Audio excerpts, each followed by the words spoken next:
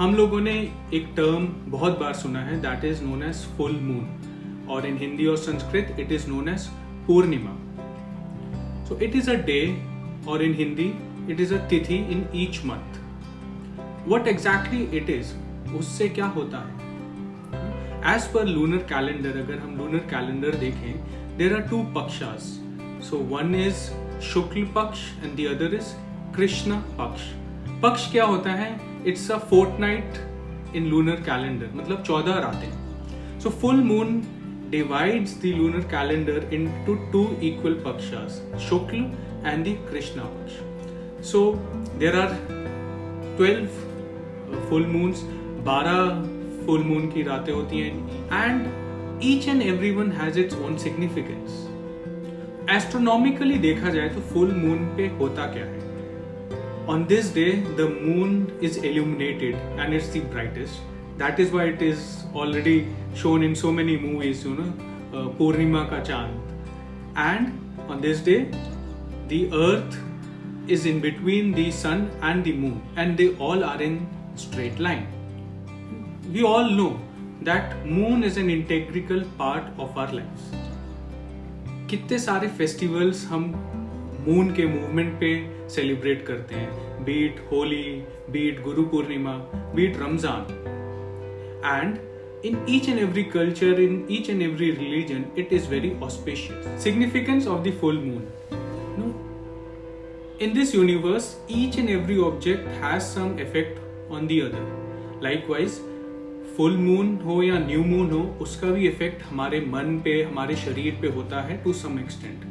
And it is said that on that day, if you meditate, आप थोड़ा ध्यान करते हैं, प्राणायाम करते हैं, then you are easily able to counter that effect.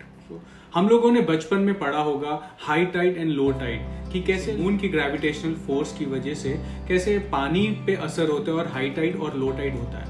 And have you ever observed our body is made up of 70% of water. तो आप सोचिए कि एक मून की वजह से हमारे शरीर में ही उसका कितना इम्पैक्ट हो रहा है. सो it is always advise, if you meditate on a full moon day, you can go deep inwards and you can experience that infinity and vastness in you. In the month of February, Magh Purnima is celebrated.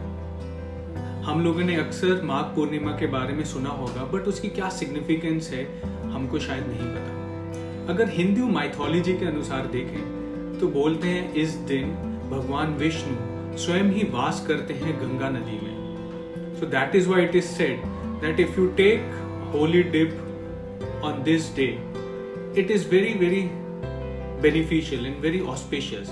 Ganga नदी में स्नान करके इस दिन बहुत ज़्यादा महत्व होता है.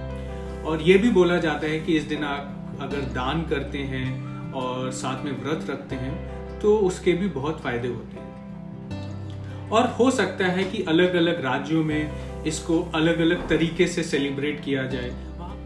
माघ पूर्णिमा की एक और सिग्निफिकेंस है, that is based on astrology.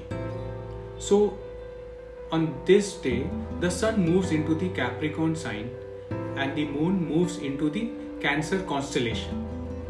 Thus taking a holy dip on this day will help you to overcome all the problems related to sun and moon. Since Magh Purnima comes in a month of seasonal change, it is also believed कि अगर हम उस दिन स्नान करते हैं तो हम बॉडी को उस तरह ट्यून कर रहे हैं आगे सीजनल चेंज को हैंडल करने के लिए. सो जैसे पहले बताया कि फुल मून के दिन अगर ध्यान करते हैं तो हमारे शरीर के लिए, हमारे मन के लिए बहुत लाभदायक है. It's very beneficial for our mind as well as our body. So do meditate on this full moon, that is 27th of Feb, the Magh Purnima. I do the link in the description of full moon meditation, which is a guided meditation by Shri Ravi Shankar ji, and just experience it. अगर आपको ये video पसंद आया है तो do like and subscribe the channel. It will help us and motivate us to provide you more informative videos and an opportunity to explore in. Take care.